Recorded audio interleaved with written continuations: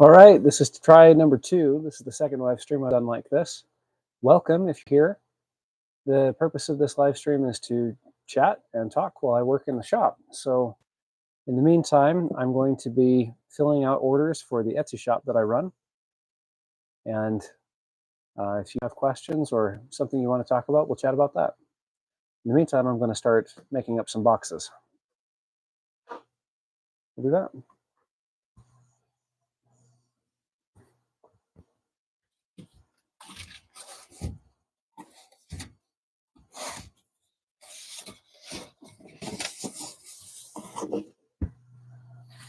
All right. Hey, welcome. Purpose of this is to chat and say hi and let the Scott Bragdon, nice to see you. Hello. Hello right back to you. How are you doing?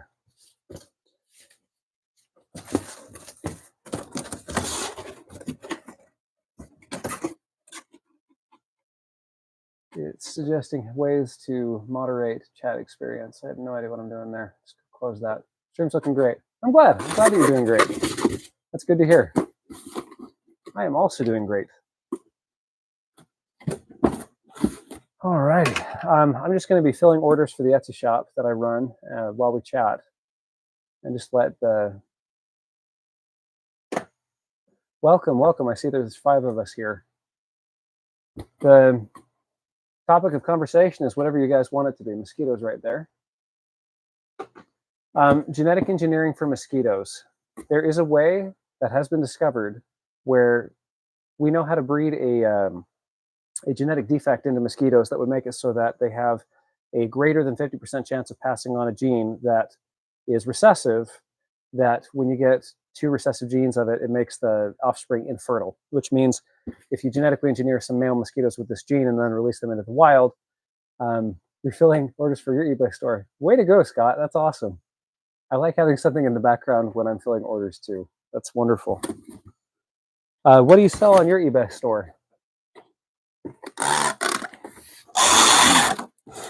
Hopefully that isn't too loud. How many 3D printers do I have? As of right now, I think I have 11. There's one right here where there's a space right there that is missing. The most I've ever had at one time is 18. I was using the Creality Ender 3 stock 3D printer, and then there were a couple of things I was doing to it. I got glass beds for them to print on. I upgraded the springs, and I wanted the extruders to be metal.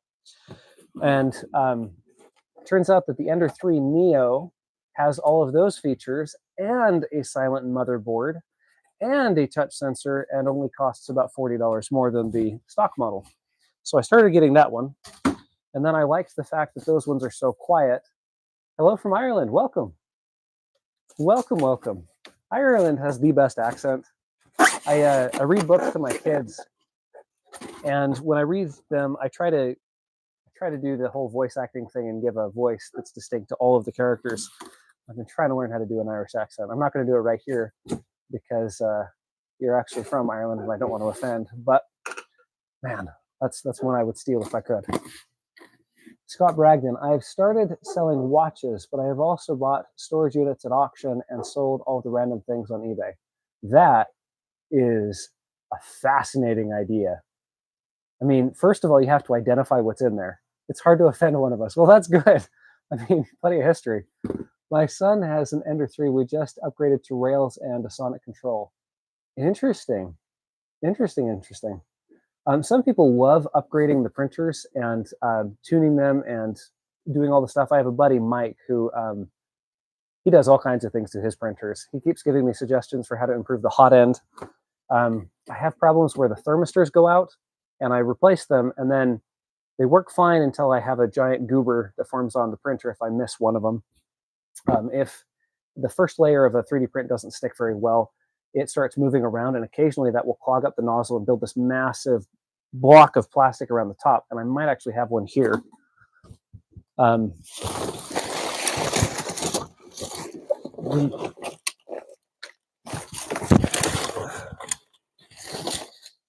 Well, kind of. So this one is just a little bit of spaghetti. But sometimes it'll make this big caked thing around the nozzle. And if that happens, the thermistor almost always goes bad, and then there's a thermal runaway error, and then you have to swap it out or else issues happen. So my buddy Mike was suggesting some upgrades that would make that problem go away, hopefully. But awesome. Scott Bragdon, the going through and identifying what's in the storage unit would be kind of a fun adventure. I mean, how do you make money effectively at that?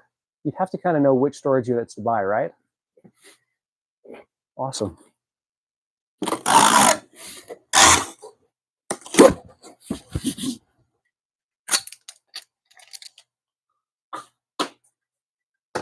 Have any of you read the Redwall books? That's what I'm reading to my kids right now. We just finished Lord Brocktree, and we are starting on Madame Mayo. And this is the first one that they're familiar with the plot because they watched the PBS series. One moment.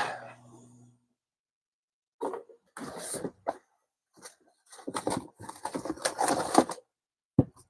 we go.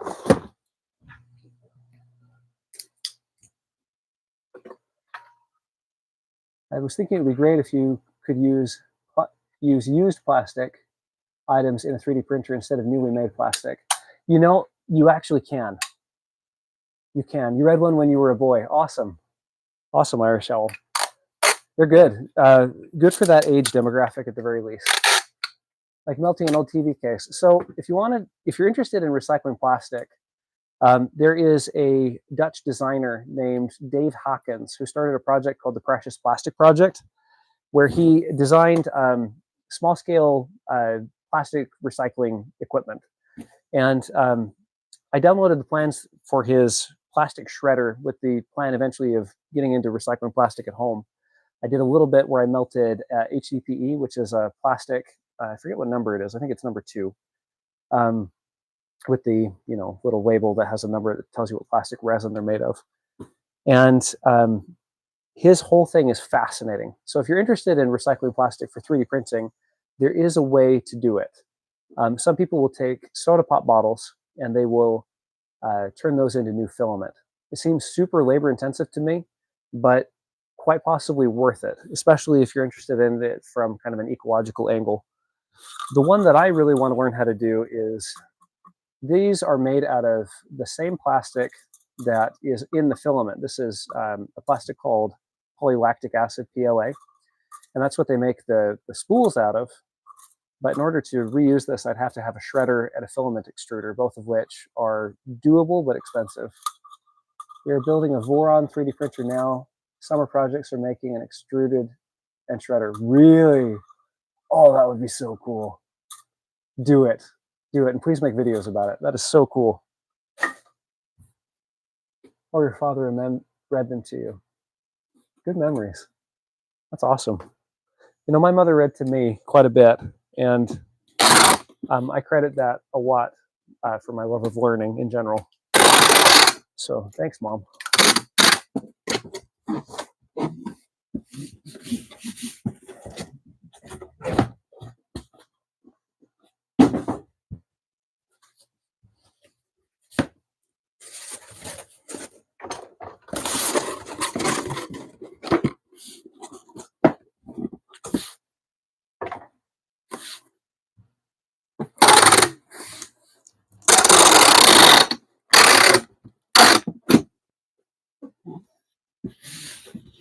Are you following Slingshot Life? Are you following a particular design for your shredder and extruder, or are you going to try to DIY it with things that you have available? What is the plan there? That sounds fascinating.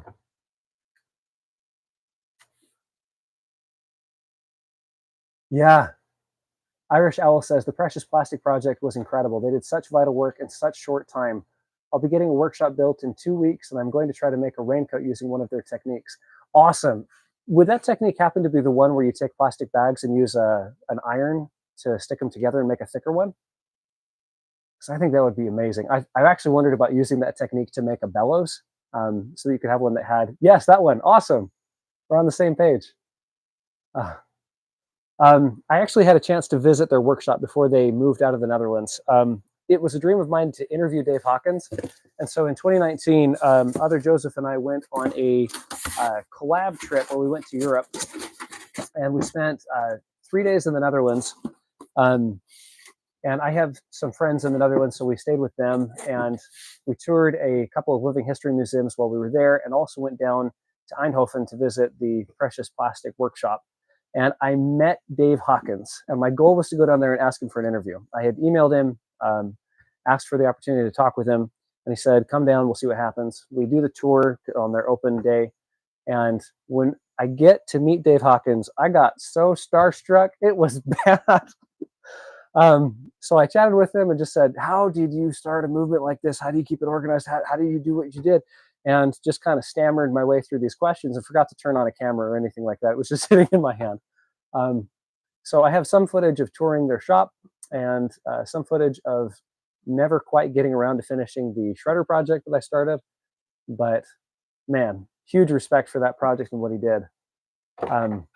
One of the things that kind of struck me when I was touring their shop, they had been given a warehouse by the city of Eindhoven because he developed a reputation for what he was doing. And so they had this big old empty warehouse that they gave him for a really low rent rate. And then he had a number of donations coming in. Flingshot Life, DIY it with whatever we find and buy. It helps that I have a Bridgeport mill and lathe, plus a CNC router. Yep, you're in good shape. You can make parts as you need them. I love how tools like that give you access to more materials. Materials stop becoming as much of a limiting factor because you can will things into existence. Geometry is not the limitation anymore. It's more of the material. That's cool. Anyway, with Dave Hawkins, he had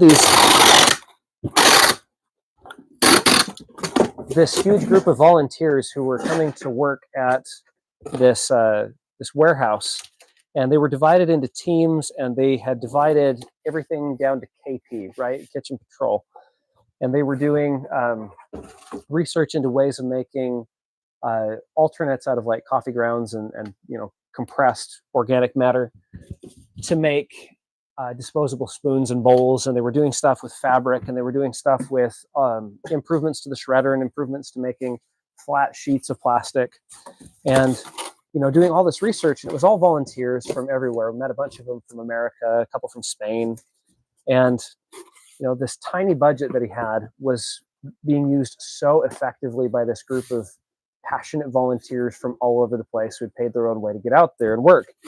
And it made me actually think something kind of odd. And that is, bear with me,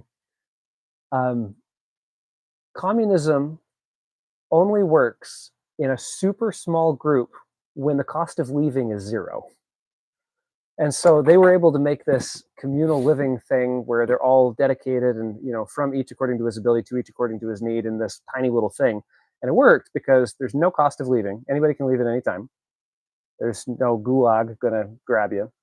And because it's a small enough group that everybody knows each other eye to eye and face to face. And I thought, yeah, that's probably the condition where that could work. Yeah. That's awesome. You'll make a poncho. I think ponchos are a super underrated thing. Ponchos are fascinating. It's like, there's a few things that Native American technology really, really got right. Kayaks are one. If you compare kayaks and coracles, kayaks are better. The coracle, bless its heart, is not a very practical conveyance. There's that medieval practice where Irish monks would take a coracle out into the ocean to give themselves to God, to show their trust and faith, right? And that is such a crazy trust exercise in small rural communities throughout the country called clachans. They worked seamlessly until the Brits came. I think that really is a scaling thing. The Spartans had a saying that they had a diss against democracy. And they're famous for these short, laconic comments, right? So the Spartan comment about democracy was, try it first in your own home. And they would mean that as a diss against the entire idea of democracy, to say, if it can't even work in a household, how could it work in a polis, right? But that misses something pretty significant, which is that a polis is a lot bigger than a family, and a family has a couple of dynamics that are very different from a household. Like parents and children are not equal. Parents know more, can do more, are stronger, faster, more intelligent, better developed, have prefrontal cortexes that are complete, have actually gone through puberty. Um, and they have responsibilities that are not equal. Parents have a responsibility toward their children to take care of them. So a certain amount of totalitarianism is appropriate in a home, benevolent for sure, but democracy really does work in a small group. And I think communism is a similar thing where there's a scaling issue, where I think it works probably with a group of 200 people or less if the cost of leaving is zero or low. Otherwise, it gets dark. So on the village level, I think go for it.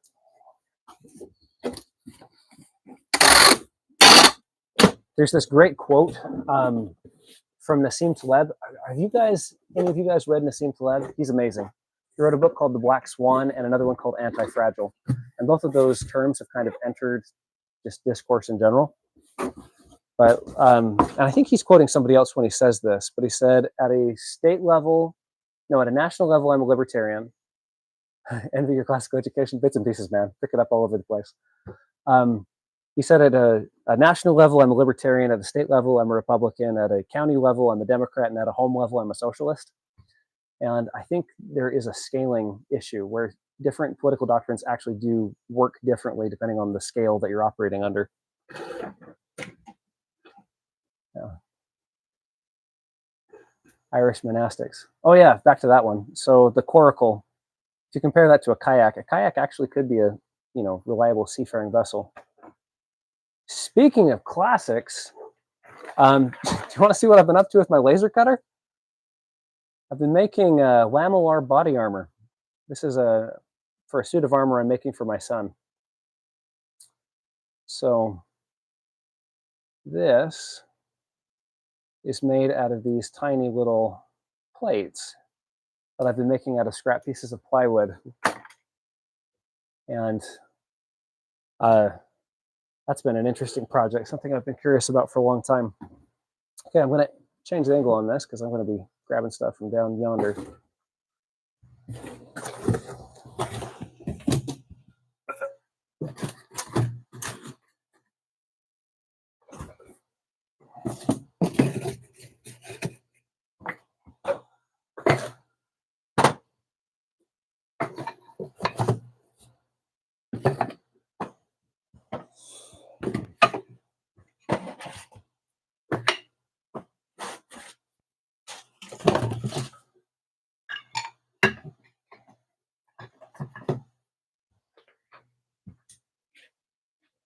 We call that boat a currach.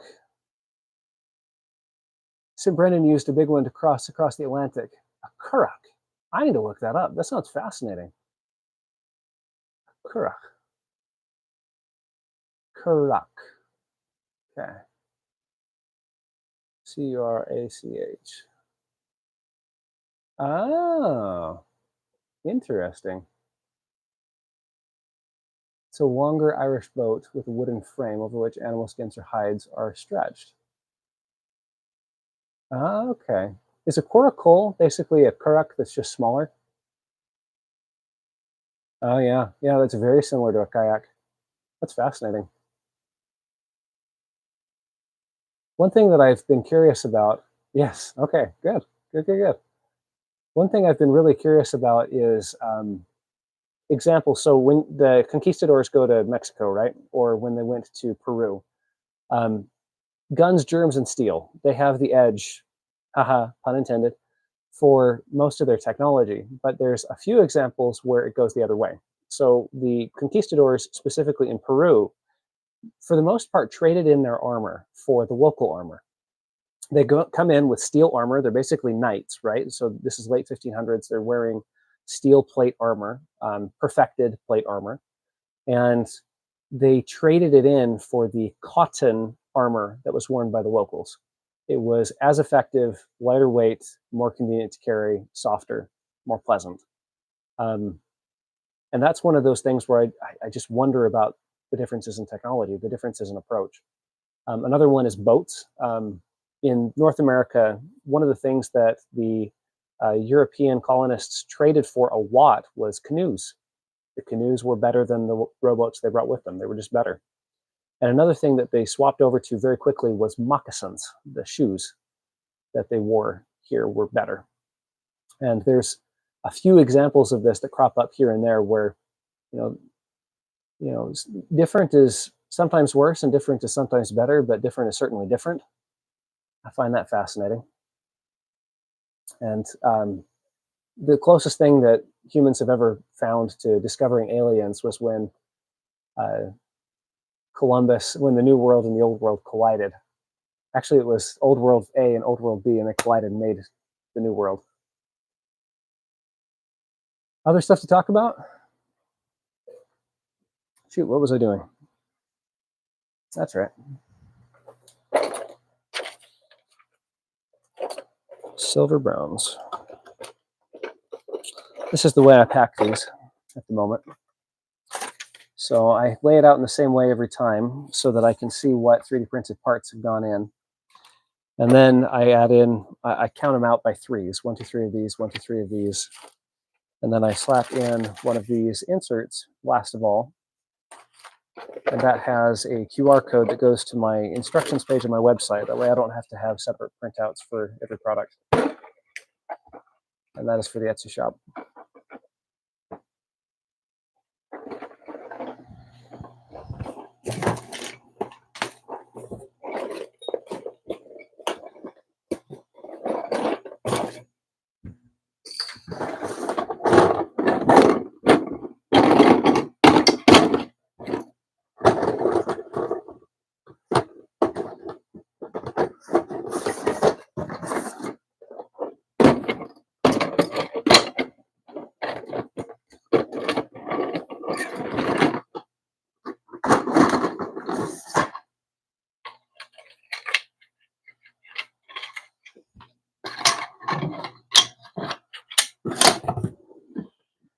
Here we go.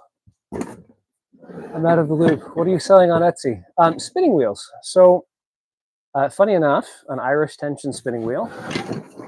This is one of them. So this is a 3D printed spinning wheel. It uses construction lumber. The wheel itself is made out of 13 parts that click together, if you include the pegs as parts, which I do.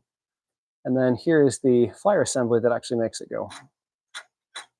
And the magic of this is that the bobbin and the flyer are on the same axis, but they rotate at different speeds because of a braking mechanism that goes right here.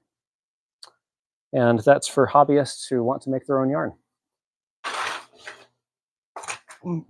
And I have a couple of other products that are kind of in the same vein. I've got a replica of Gandhi's spinning wheel. Kind of a loose one. This is called a charka, which is an Indian word for spinning wheel.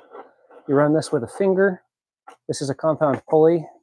So it starts small at the bottom, it's bigger on the top, and then this drives the actual spindle, which is here. And then that spindle is a quill spindle. So it's the same kind that Sleeping Beauty pricked her finger on. I made my first spinning wheel out of a jar of peanut butter and a knitting needle when I was staying at an Airbnb. I made a video about that. I thought it was just wild that that was possible.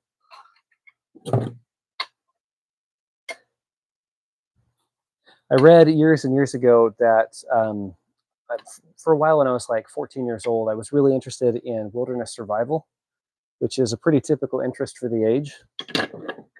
And I remember reading in this one survival guide that if you have a knife and string, you can get through just about anything. And I thought, well, that's amazing. And I was vaguely aware of flint knapping, so I knew that if you were lost in the wilderness, you could make your own knife.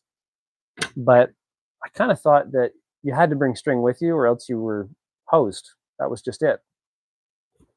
So I became curious in how string was made, and that curiosity stuck with me for years, and I didn't do anything with it until I was in college. At which point I learned how to make cordage from grass. and other natural fibers. My part of the country was well known during the time of the empire for having excellent tweed. Every home had a shed, and every shed had a loom. That's cool. That's really cool.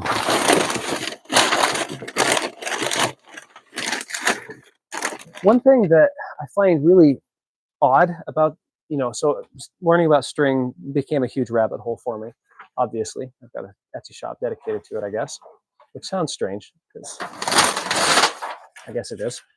But, one of the things that it makes me ponder is the Industrial Revolution. And I think there's a pun in there again because of the wheel. But for thousands of years, humans have spent an enormous amount of time making clothes. I've read some estimates that say it's as high as 1/3 of all human labor before the Industrial Revolution went into making clothes.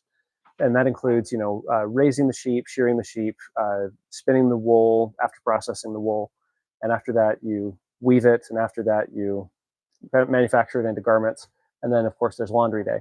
And so, rough estimate, 1/3. And then the Industrial Revolution comes along and drastically cuts that down. We don't have looms in all of our sheds anymore. It used to be a really, really local art. Almost all your clothes would probably have been made within a 5-mile radius for most of human history. And I have mixed feelings about that. On the one hand, I love the fact that it's not 1/3 of human labor, and I don't have to do that anymore. That's cool. But there's a sense of loss that I don't have the loom in my shed. Even if I don't use the loom in my shed, I kind of want the loom in my shed. Does that make sense? Incidentally, I'm building a loom. It's right over there. It's right there behind the punching bag. That's a work in progress.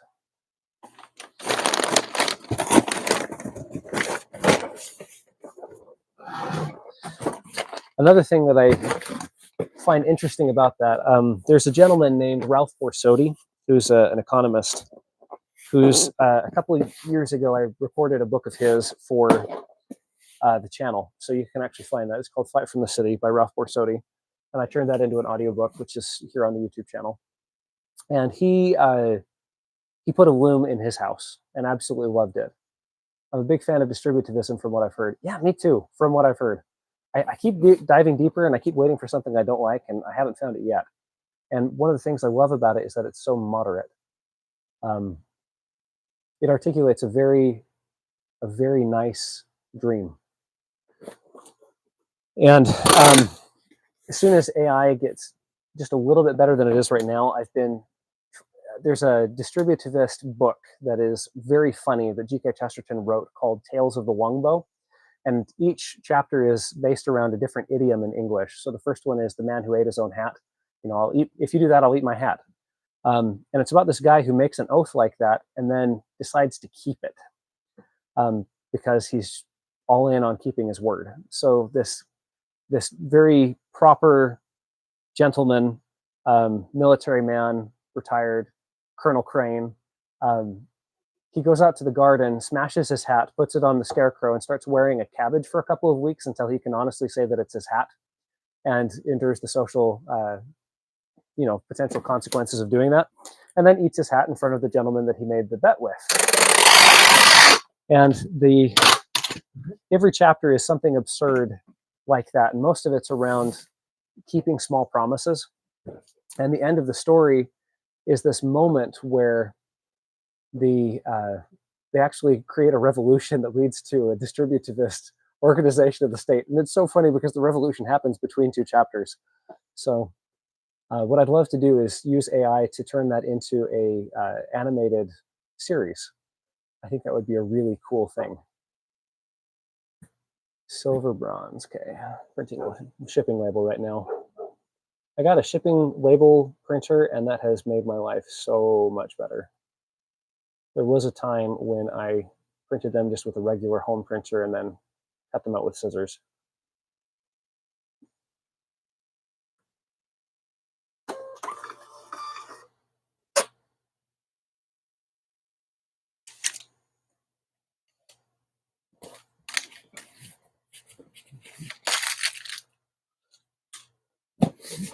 There is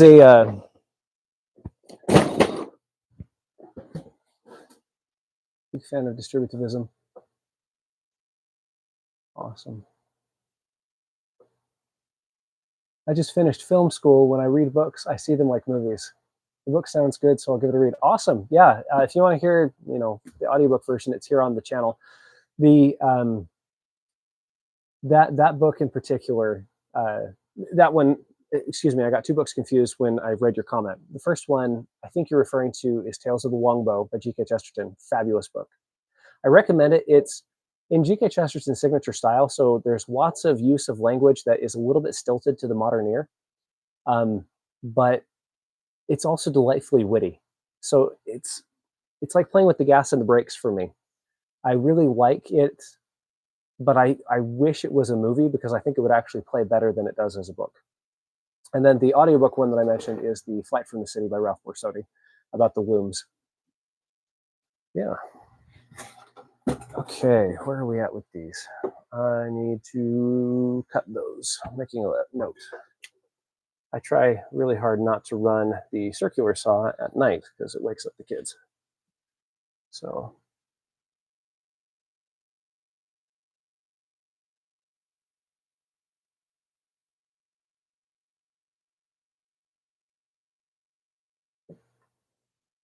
Okay.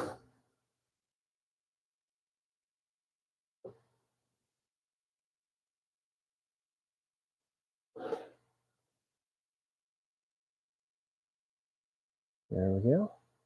How's the other Joseph? He's great. He is still, he's working at a law firm, and he's got great stories.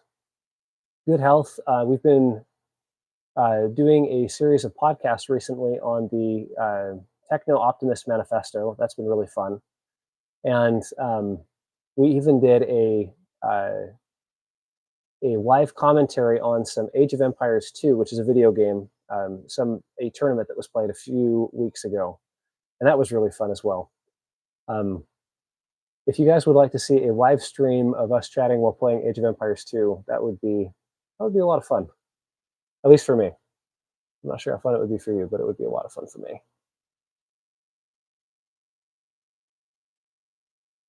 Let's see here.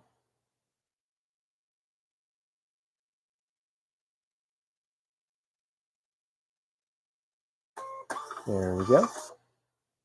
Thoughts on Cody's lab, chicken hole base? He's taken on an absolutely enormous project. I'd really like to go out and visit in person. I'm going to see him in June. I'm going out to the, gosh, what's the name of that conference? It's the one in San Francisco. It's called Open Sauce. I'm going to be at Open Sauce this year. I received a very kind invitation from Andy from How to Make Everything. So I'm going to be attending that one this year. And Cody is also going. And one of these days, I would love to fly out to Nevada and visit him at Chicken Hole Base and maybe, help assemble some greenhouses or something. Watching the stream on the TV while I work as well. Logged into the desktop to ask you where you got that maroon shirt. I got it used. I do almost all of my clothes shopping at thrift stores. And sometimes there are really good finds like this one. It's my favorite shirt. I don't know where to get another one. But I might actually look up where to find one like this because it's a good one. Yeah. Let's see here. Where's a pen?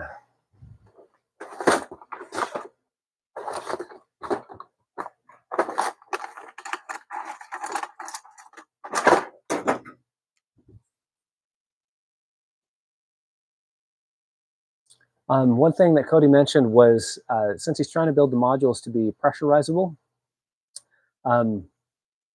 he's got plans of building a kitchen that can cook things faster. It'll essentially be a pressure cooker where the entire room is the pressure cooker. So you can just be stirring a pot of pressure cooked beans, and it will affect the boiling temperature of water and all those other interesting things. I think that would be amazing. It's just an absolutely enormous project. I hope he finds lots of success with it. I think he could use a small army to help him out with it. 5 years since the bog iron vid. Wow. I'm surrounded by bog, and smelting bog iron has been on my mind lately. Oh man, could you send me some? That's amazing. Do it. Do it. I've never found iron that was easier to smelt than bog iron. We've tried, my first attempt shown on this channel was super naive. I assumed that red rocks had iron in them, and they do usually, but iron is an incredibly powerful dye. And so, 1 or 2% iron in the rock will make for a really richly colored red rock without that being high enough to have any chances of smelting it in primitive conditions. But when we had the bog iron, that stuff actually works really well. I live close to an old iron man. It's everywhere here. That's so cool. If it weren't for the cost of international shipping, I'd ask you to send me some. I have hopes. When I initially started the bog iron vid with Cody, my goal was to make a hammer, an anvil, and tongs without using a metal hammer, anvil, or tongs. And I kind of checked off that project for myself a little bit when I did the smelt with Andy a couple of years ago, because I got that's awesome. If I find a chunk, I'll give it to you. Man, that would be amazing. Amazing. I got a forge weld to work on a stone anvil with a stone hammer using wooden tongs. And so I was like, okay, that's proof of concept, shows that it can be done. But it's not the same thing. So I've been thinking about sitting down and taking 2 weeks and doing that project from scratch this summer, and just going from smelter to hammer, anvil, and tongs made 100% from scratch. And in order of complexity, it would probably be anvil first, and it would be a small stump anvil similar to what the Vikings used. And then the next step up would be to make probably a punch and drift for making the anvil, the hammer. And then after the hammer, making a pair of tongs. That's probably the order of operations for that. But I don't know. I'm not that good of a smith, so it would be very much a trial and error kind of thing. I think it would be fascinating to try.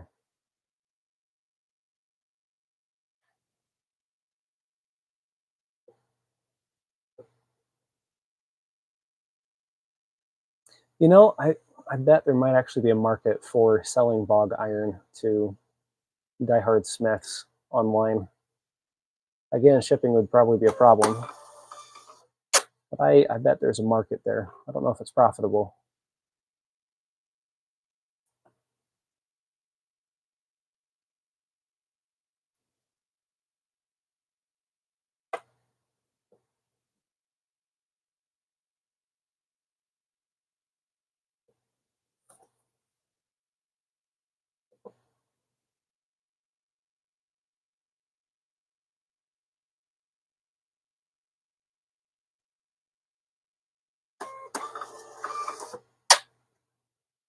Have you ever heard of the type of iron water? We call it Luvrik. Is that like the slightly yellowish iron tasting water that comes out of the taps?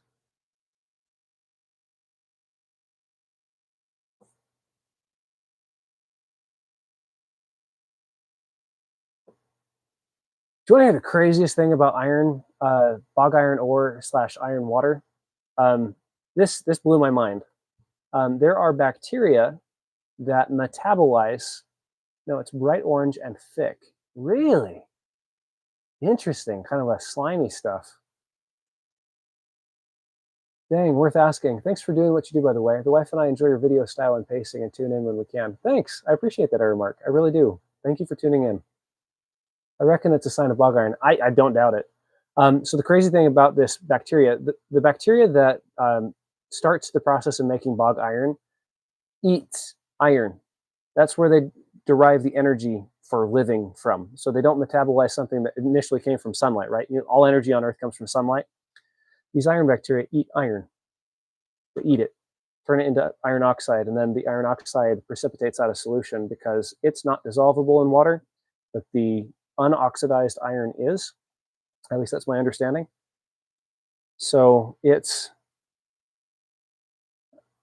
absolutely crazy.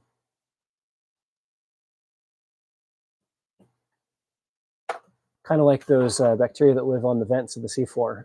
Apparently, they're a problem for wells. When you're digging a well, you need to take efforts to make sure that the well does not get contaminated with these iron bacteria, or else they will start creating filaments and clogging up the well. That's for like the narrow borehole wells that are more common in the western United States. Purple table room. Okay.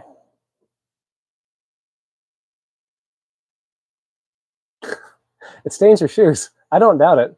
Rust is a very powerful dye.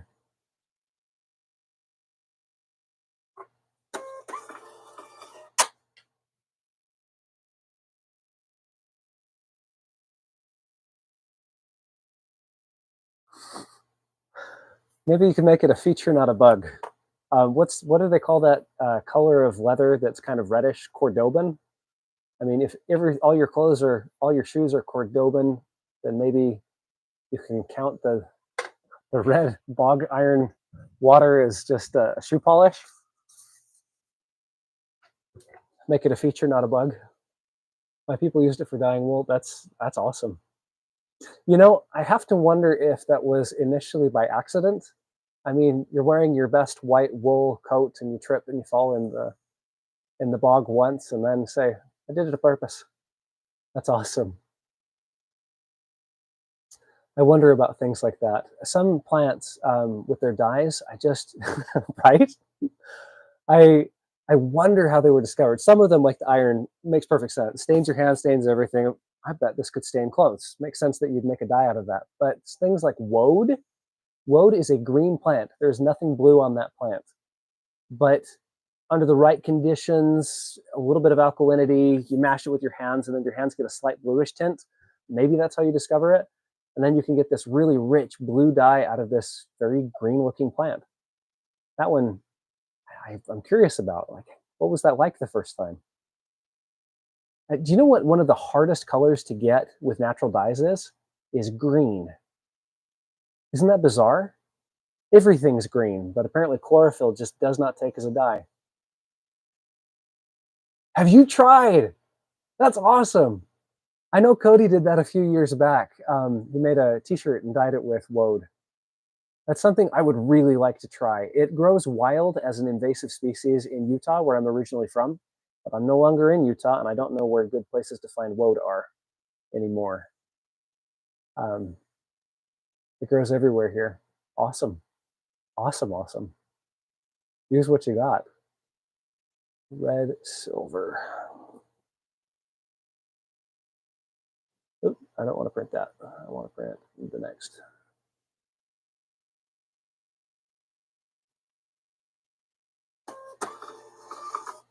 There's another plant that supposedly grows everywhere that I haven't found a good supply of, and that is nettles.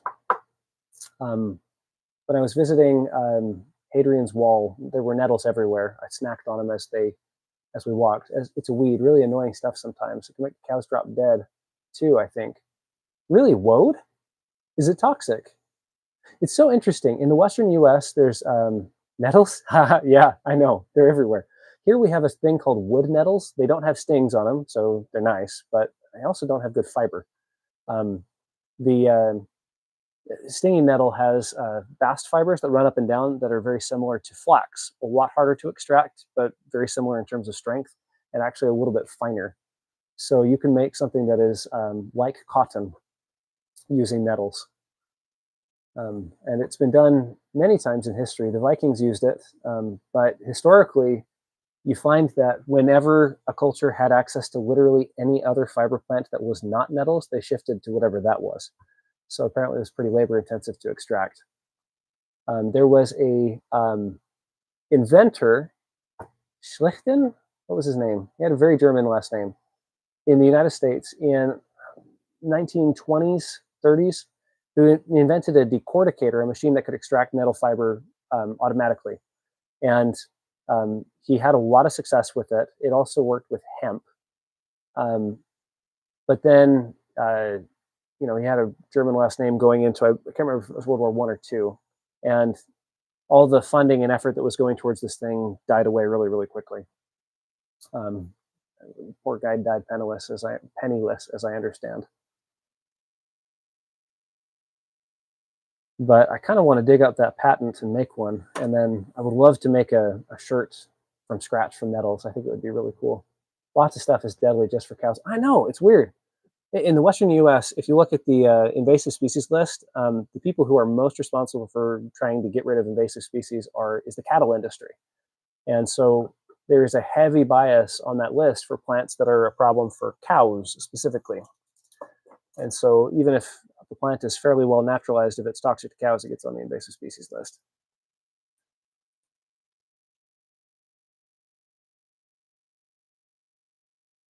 Purple silver. It's been kind of fun. With these spinning wheels, I offer people the opportunity to make a color combination of their own choice with a primary and secondary color, and some of the combinations get really creative.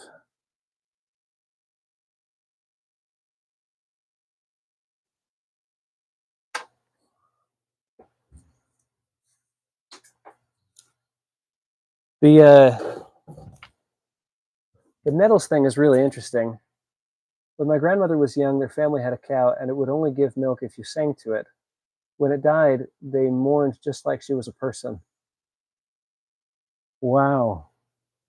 Man, so when you hear that distributivist manifesto about 3 acres and a cow, I imagine that story pops into your mind. That's really interesting. It's odd. Milk and cheese. Cheese used to be called white meat. Have you ever wondered? That classic fairy tale, Jack and the Beanstalk. Jack and his mother are dangerously poor, but they have a milk cow. And that sounds a little strange to the modern ear because we associate having grazing rights and having enough space to keep a cow as being something that you don't do unless you're fairly well off to begin with. But in England, long ago, they had the commons. And this was a tradition across much of feudal Europe, is that the lord's land was divided into 3 areas.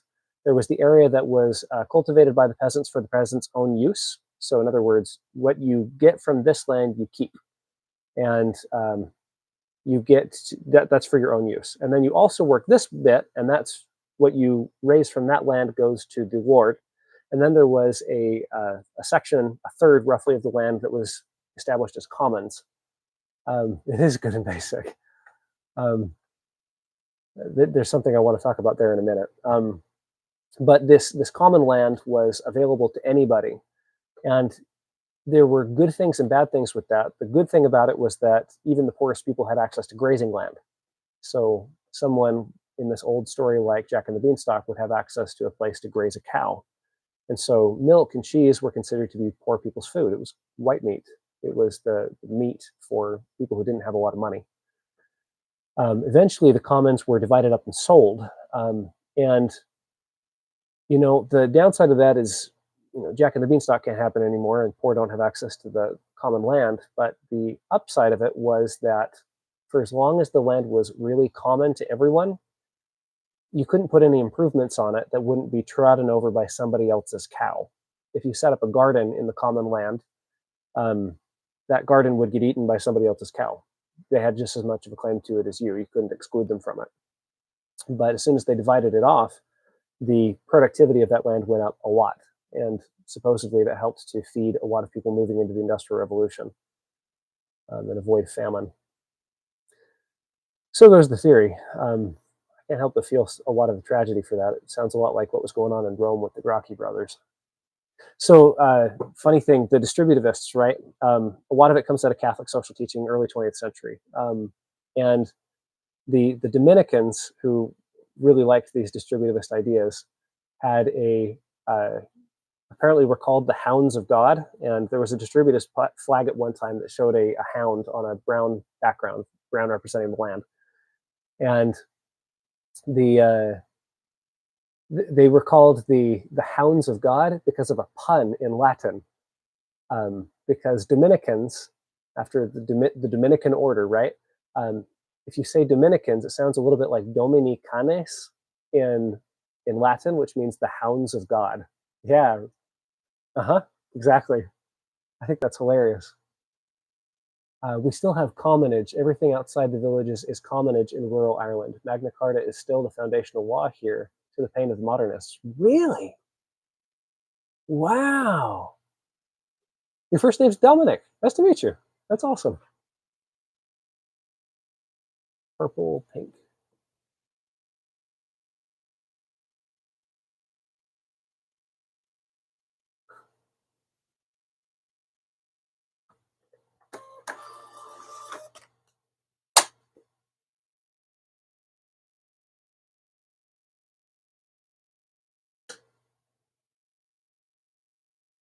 I need to check that I just did that right. Yep, didn't mess that one up or that one. Good. That's awesome. My cousin. So we share one grandmother. He had a grandmother on the other side of the family who had a cow growing up, and they named this cow Margaret. And eventually, Margaret could not provide milk anymore, and so Margaret was turned into hamburgers. And shortly after this transition in Margaret's existence, they had the missionaries over for dinner, and the missionaries were a little disturbed to hear the children saying, "Will you please pass some more of Margaret?"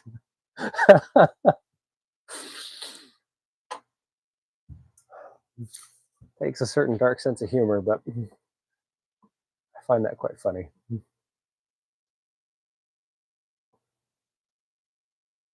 Green silver table worm.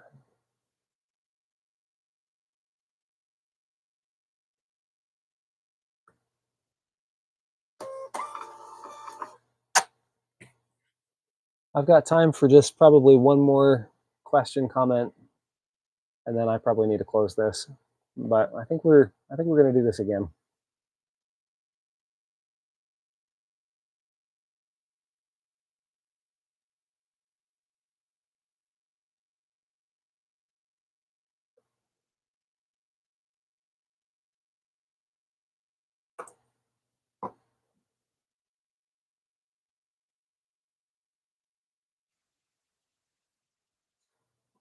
Good stream. It's good night. Thank you. It was a pleasure talking with you. Success. And with that, if there's not another comment in the next few seconds, I think we'll close. Okay, help me pronounce that. Oichemeith? Oichemeith? I'm going to drop that in Google Translate.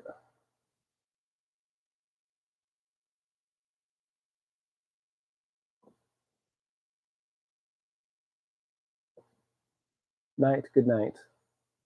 All right, awesome. There we go. Good night, all. Have a good one. Thanks for joining the stream. Till next time.